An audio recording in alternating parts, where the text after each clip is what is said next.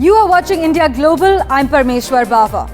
This week, India and the United States held extensive deliberations to further expand their global strategic partnership through greater defense industrial ties, enhancing engagement in the Indo-Pacific and boosting cooperation in key areas such as high technology.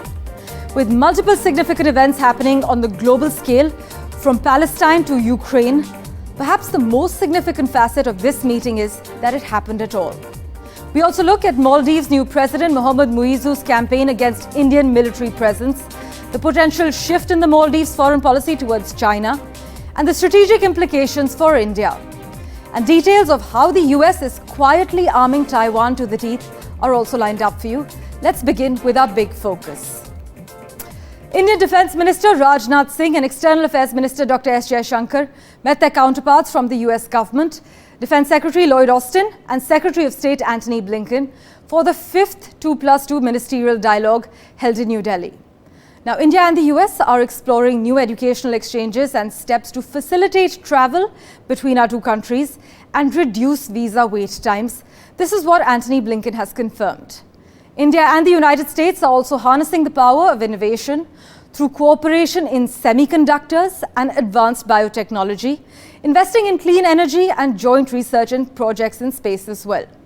The US Secretary of State Antony Blinken emphasized this in his opening statement in New Delhi, adding that when Indians and Americans study together, work together and collaborate together, the possibilities for progress are infinite. Challenges in the Indo-Pacific region were also discussed, as was Taiwan. But with multiple significant events happening on the global scale, as I mentioned, from the ongoing Israel-Hamas war to the Russia-Ukraine war, perhaps the most significant facet of this meeting is that it happened at all. Here's Vishnu Shom and Kadamini Sharma reporting on the key takeaways. India and the US are looking at co-production in the defense sector and a focus on technology transfer. Enhancing military capability. For example, India is looking at acquiring the Predator drone, the MQ-9B as it is known, in a deal valued $3 billion. Will there be progress in this? Widely expected. Transfer of new military technology to India. Perhaps the most significant is the manufacture of GE jet engines in India, which will power India's Tejas fighter jets. India and the US are looking closely at technology to mitigate the impact of climate change. India is also a part of the Artemis Accords that the Prime Minister signed when he was in the United States. This is for the peaceful development of space. India is also expected to send an astronaut to the International Space Station. The biggest international concerns, the war in Ukraine and the Israel-Hamas conflict, will likely figure in some of the talks as well. The 5th India-US 2+2 ministerial meeting in Delhi. In the backdrop of two conflicts, Russia-Ukraine and Israel-Hamas, discussions also covered defense and other sectors. It's always wonderful to be in India. We're building on a rather remarkable year of engagement, and I think it's just evidence of the fact that we have not only the strongest bilateral partnership we've ever had, but also a regional one and indeed a global one. And that was further evidenced by India's leadership of the G20 this year. The US Secretary of State has toured the Middle East and West Asia in an effort to prevent any escalation of Israel-Hamas conflict. India too has stakes in the region, like trade, security and people-to-people ties. So the effort for peace is a common goal. From India's perspective, we have always stood for a two-state solution. When the current hostilities started, India put out a tweet condemning the horrific terrorist attacks on Israel on October 7. And we have always advocated zero tolerance for terrorism. Challenges in the Indo-Pacific region were also discussed, as was Taiwan.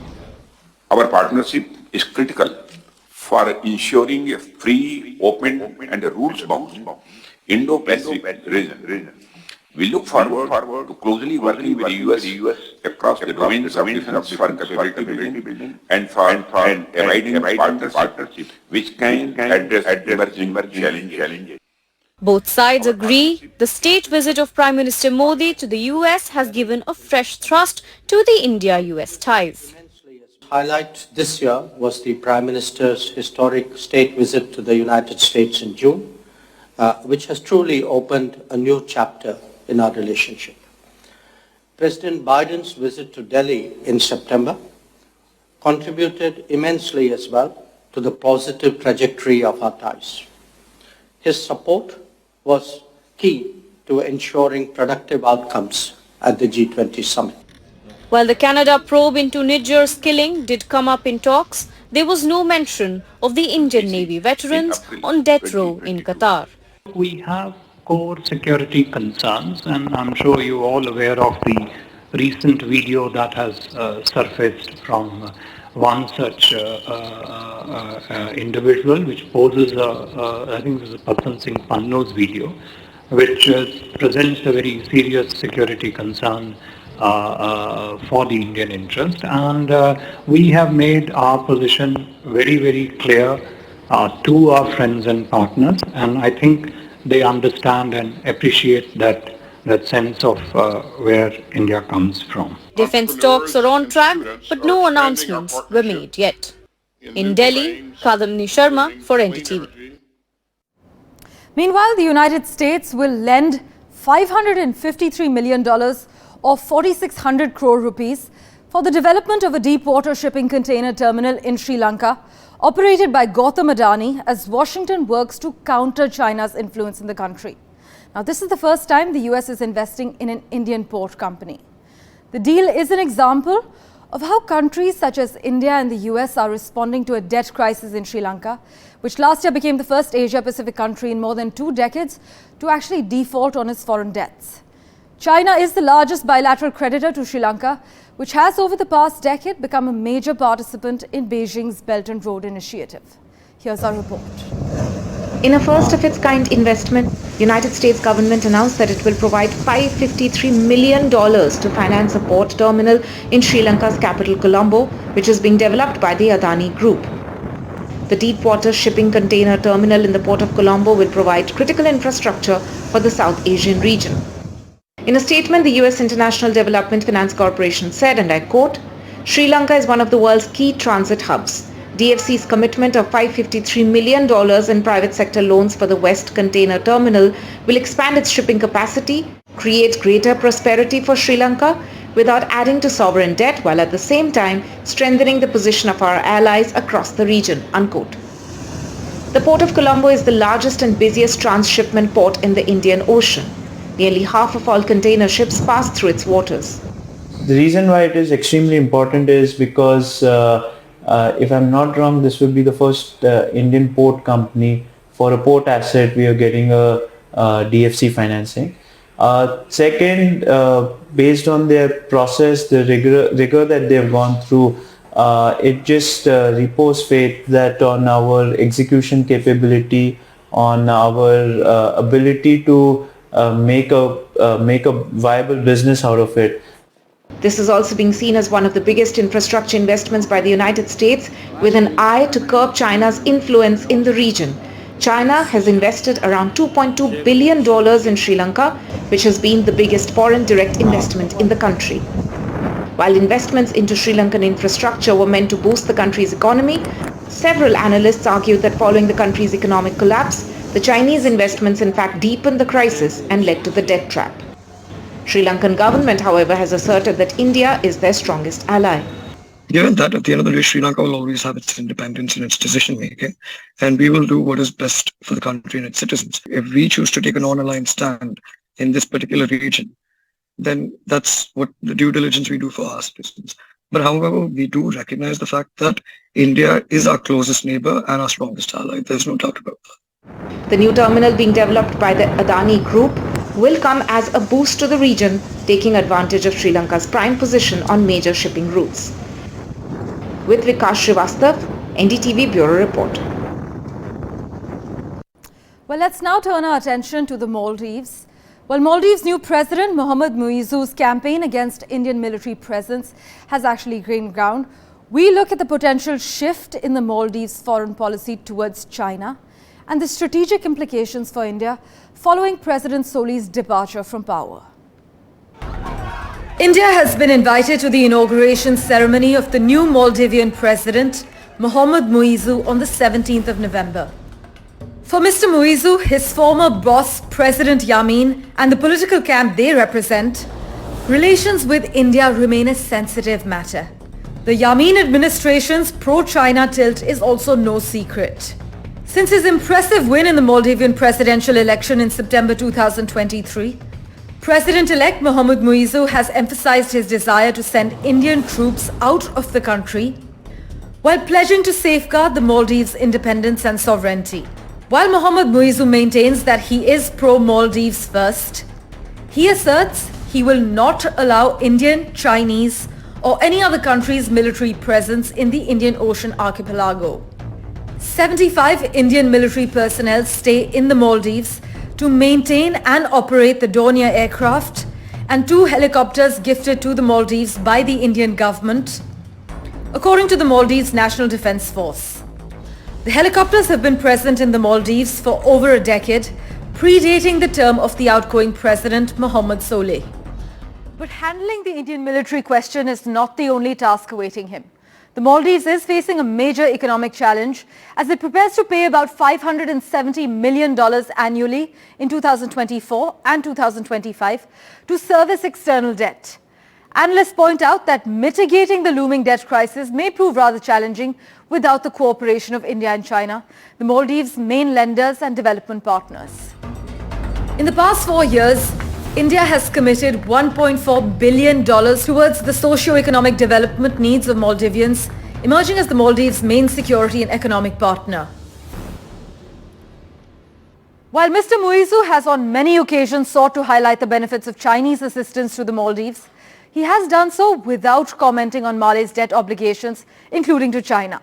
But his recent remarks about Indian troops indicates that his stance stems from the main opposition bloc's India Out campaign, which is a stark contrast to the outgoing Maldives President Soleh's foreign policy of India first. Parmeshwar Bawa for NDTV. In other news, the King of Bhutan, Jigme Khesar Namgyal Wangchuk, arrived in New Delhi to a red carpet welcome. But the visit came at a time Bhutan is engaged in crucial border talks with China. Last month, Bhutan and China held the 25th round of bilateral border talks in Beijing, and the developments have led to some unease in New Delhi. India has cast a wary eye on revived Bhutan-China boundary talks. Aarti explains why. Just before Bhutan king touched down in India, China and Bhutan sat down in Beijing to resume border talks after a gap of 7 years. Remember, Bhutan doesn't have diplomatic ties with China, so why is this important for India? Let's understand the significance of the China-Bhutan border and why the Doklam Plateau holds strategic importance. Now, the China-Bhutan border is a 477-kilometer disputed border which runs along Bhutan's northern and western frontiers with the Tibet Autonomous Region.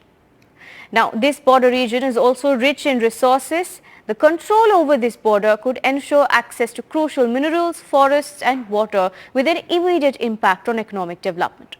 Now, the border lies in a strategically important area connecting Tibet to India. The Doklam Plateau is a disputed area within the border that sits at a dry junction point between China, Bhutan and India. Now, the border is also located near the Siliguri corridor. Now, this corridor connects northeast India to the rest of the country. It's also called the chicken's neck simply because of how it's shaped.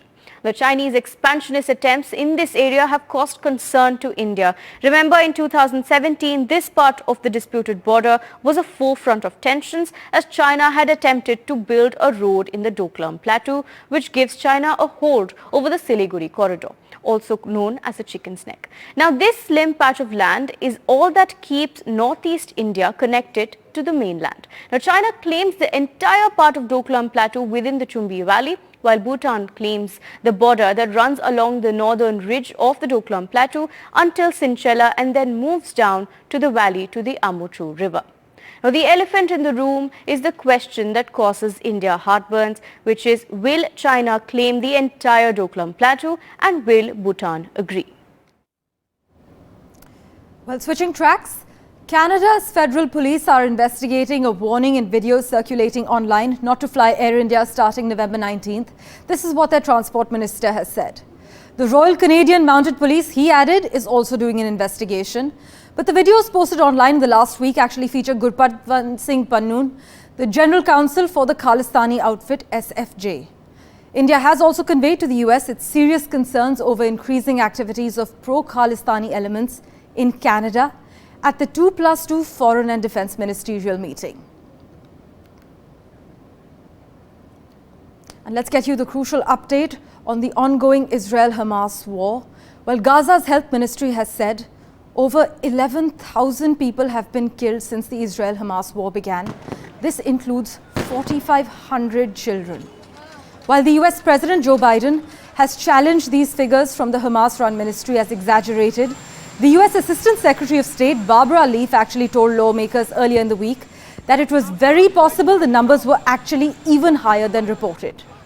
Palestinian officials said Israel launched airstrikes on or near at least 3 hospitals, further stressing the Palestinian territory's precarious health system as it struggles to cope with thousands of people wounded or displaced in this ongoing war. Israel has not responded to the claims. Meanwhile, the Israeli Prime Minister has said Israel does not seek to conquer, occupy or govern Gaza as it bombards the Strip after its war against Hamas. But to quote Benjamin Netanyahu, a credible force would be needed to enter the Palestinian territory if necessary to prevent the emergence of militant threats. This is what the Israeli Prime Minister has said. But this as a Gaza evacuation corridor opened for a 6th day. After a month of intense bombing, there seems to be some respite for Gazans. The US has said that Israel will start implementing 4-hour military pauses each day for evacuations in areas of North Gaza. US President Joe Biden said that he had recently asked Israeli Prime Minister Benjamin Netanyahu for a multi-day pause.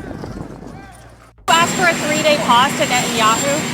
You know, I've been asking for a pause for a lot more than 3 days.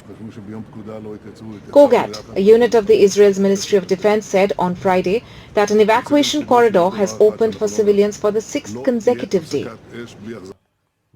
According to the Israeli government and the United Nations, tens of thousands of Gazans have fled North Gaza in the last few days.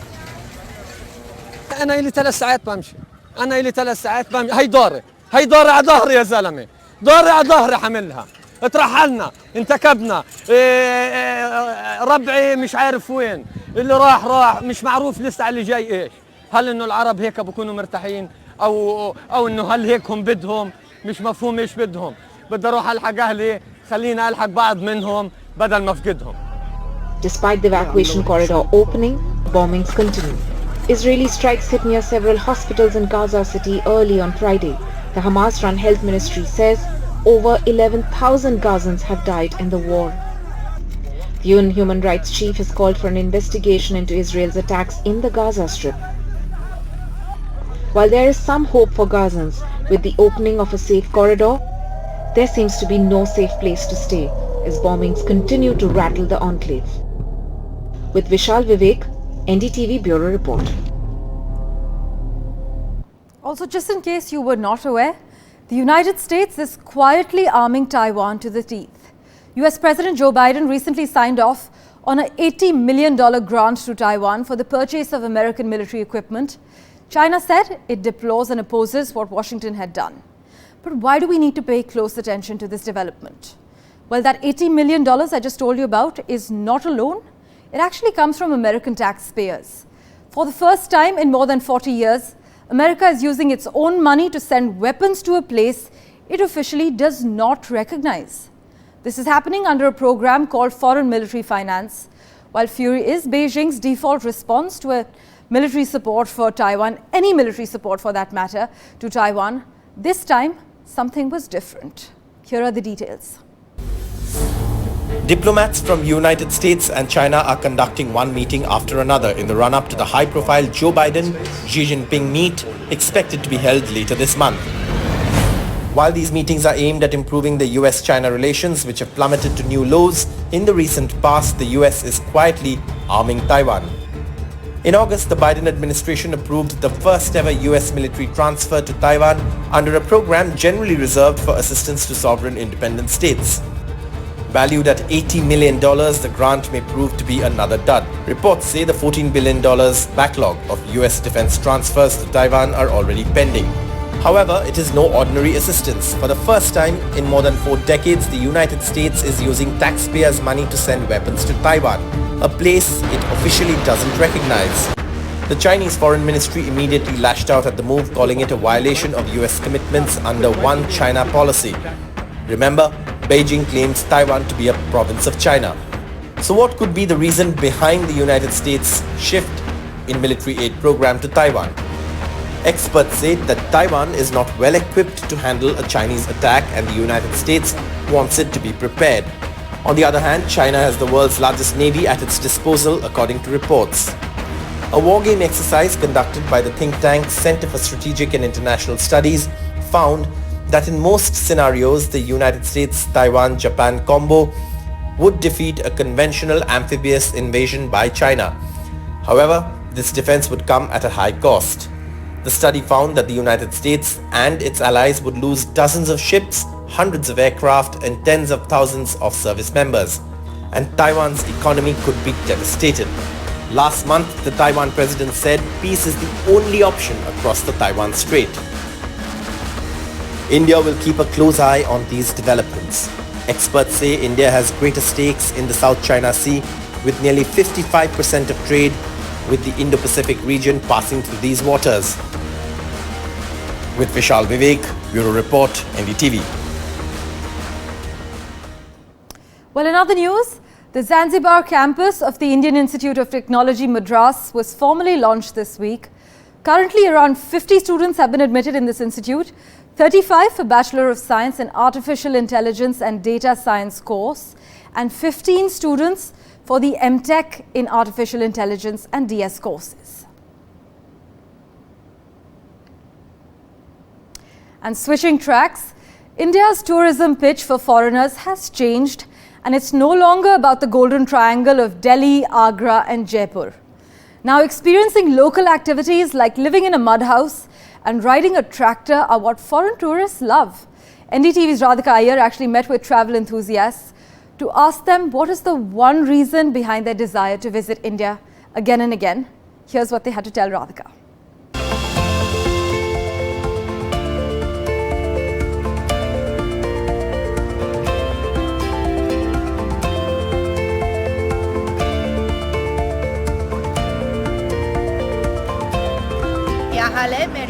One reason that I want to go to your river, Ganges, but the culture is so big and so old, and I respect.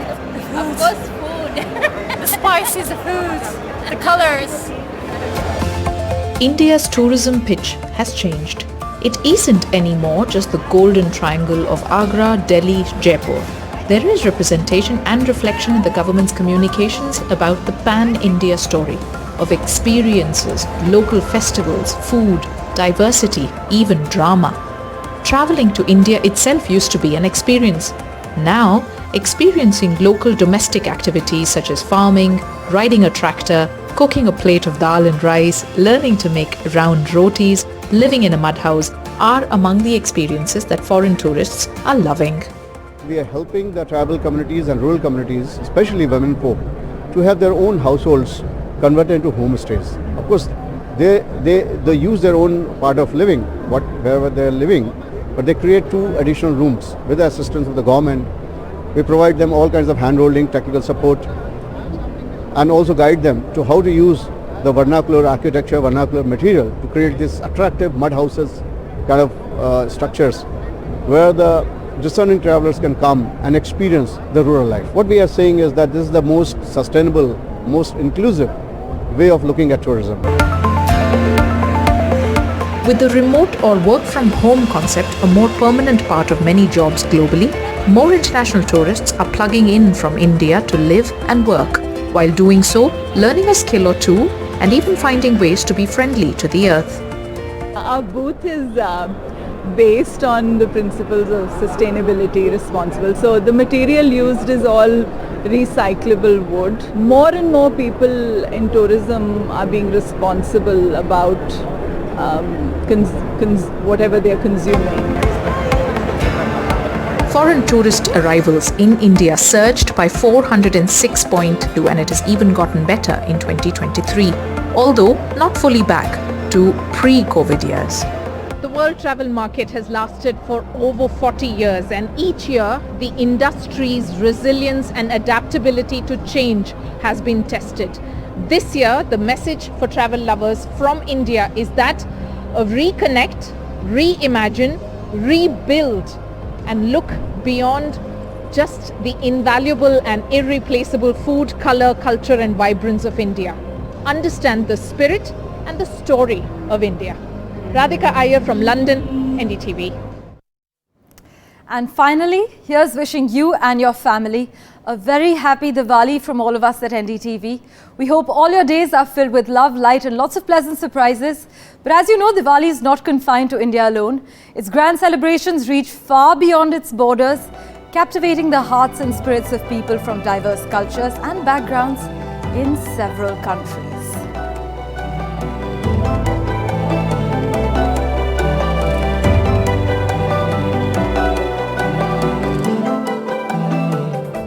That's all we could pack in this edition of India Global. We look forward to seeing you next week. Thank you so much for investing your time in watching. Goodbye.